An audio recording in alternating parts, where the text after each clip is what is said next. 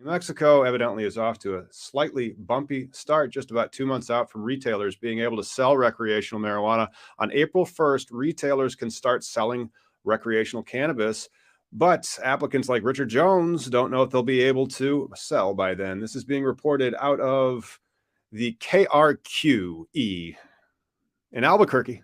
KRQE. Everything is up in the air because we don't know where we're sitting right now, says Richard Jones, owner of One Stop Smoke Shop, Vapor and Accessories off San Pedro. Now, that's fantastic. I get so many calls over at cannabisindustrylawyer.com. It was approximately 400 contacted last month, most of which are on cannabisindustrylawyer.com's form that you could fill out for your team. Lots of interest in New Mexico right now.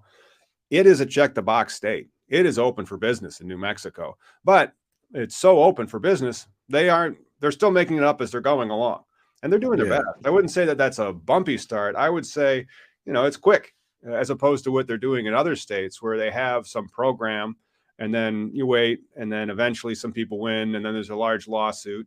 And there's just not enough licenses, like Oklahoma. That was just the year before we started the show in 2018, and they have like 6, 8, 9,000 license holders by now. There might be thousands of license holders in New Mexico with its population of, I believe, of 2 million. What is the bump? So like for New Mexico, it's just mostly the infrastructure, right? This is what we're looking at. There's licensees that have been approved. People have their gardens, but like it's about the storefront, right? Is that what's going on?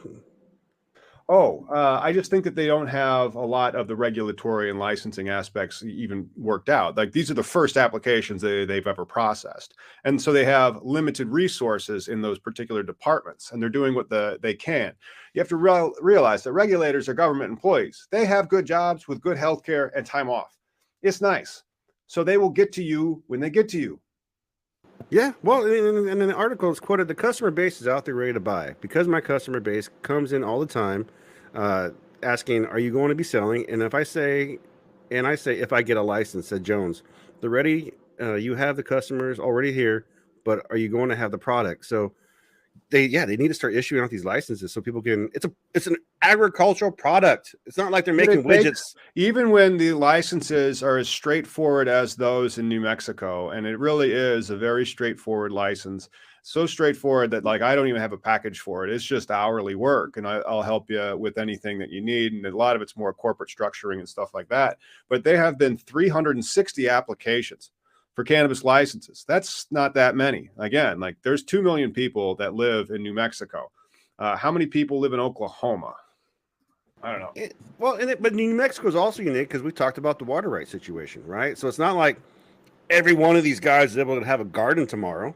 But it's just definitely it's basically double, and so like it's half the population as Oklahoma. So there could be like 3,000 to 4,000 cannabis licenses in New Mexico in 3 years, because like that's where, as well, it's 4 years now, but not really, because if Oklahoma legalized it in 2018 with a fairly similar, like very open structure, yes, there are rules, yes, you are supposed to follow them and said you would, but they're issuing licenses, and then if something goes wrong, if you fail a test, they may issue a recall. But if you don't, the regulator's kind of more out of the way.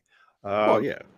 The regulation in Oklahoma is very vague as far as the lab structure goes. I mean, it's all ground up, and people in the actual industry stepping up and creating what would you call the associations and the agreed way to do business. 2.2 million. That's not too bad. Yeah, this is but then again, let's relative to Oklahoma, smash those likes, click subscribe if you're from Oklahoma, and you can tell us in the comments about how awesome the cannabis industry is there, how many license holders. I mean, so you're talking about essentially twice the population. And so in 4 years, it's entirely conceivable that there would be 2, 3, maybe even 4,000 cannabis license holders in the state of New Mexico. I think Oklahoma's going to be the great holdout, though, man. And they have a good thing going. They did it right in the beginning as far as like they created an infrastructure of tax. They're getting revenue from the plant for the state, and that's the one thing in Washington we didn't do. When we had medical, it was a free market. It was okay. I have a sign up. I'm now a weed store. Do you pay taxes? Well, depends on where what city you're in. If you want, it was very up in the air. Yeah. And Oklahoma said this is how it's going to be, at least for medical. And I really hope you guys keep that medical. Well, I just think that the New Mexico story is just in its dawn, and it's actually a really bright one because of how open they've made it. The entrepreneurs, out of all those 2 million people, how many people have actually applied? It's really not that many, just 360. There's only really 360 current entrepreneurs that want to get into to New Mexico right now, or at least those are the ones that have applied. Maybe there's 1,000 that are interested. But that's not that many. That's like, blue skies. I mean, sure, it's going to get flooded eventually, but that may take 3-4 years before it turns into Oklahoma or like a Michigan. And by then, you may already be established. You don't want to be a startup in 4 years. You want to be a startup now, And so they say that breaks down. There's been, as of Monday, so that was January 24th, 360 applications so far have been received. 53 have been approved, so they are processing them. 19 producer license, 19 micro producer, 3 manufacturers, 12 retailers. And so they're getting out there. It's just that it takes time. And then, the capital needs are still the capital needs. So you have to put together the right real estate deal, and you have to make sure that you have enough assets to fund your costs of construction and build out so you can get open, Well, and then again, New Mexico is going to be unique because it is going to cap out just organically because there's only so many water rights. There's only so much land, right? There's only so much population. And then not only that, there's only so many, if it's set by the municipality might be like, we don't, like, the zoning ordinance just calls for this many. We don't have any others. You'd have to have us change the zoning ordinance to allow another one. And then they might have a population quota inflator. So like they kind of have one of those with marijuana, MMTCs, they call them in Florida, medical marijuana treatment centers.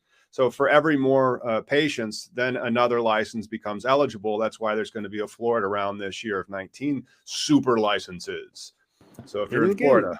But each state does it different. This is why you got to address someone like you if you're going to do business in a state. Like if you're a big, creepy, deep pocket person, you know what I mean? Like, you just can't walk in these places and be like, all right, I'm going to open a shop and call it good. I mean, I really like how New Mexico is doing, but like New Mexico has no social equity. However, everybody who's applying in New Mexico needs a social equity and community engagement plan. But there's really no way to do that wrong. Right. I mean, you're talking about like an overall, like a good business practice, best practice regulated industry, whereas in Oklahoma, with the minimal regulation when it comes to like just like requirement of a license, the residency, that's all you need. You need residency, you need a license. I mean, and it's not that hard to get the license because it's just a business license. It's not a actual cannabis license. That's the one amazing thing out there.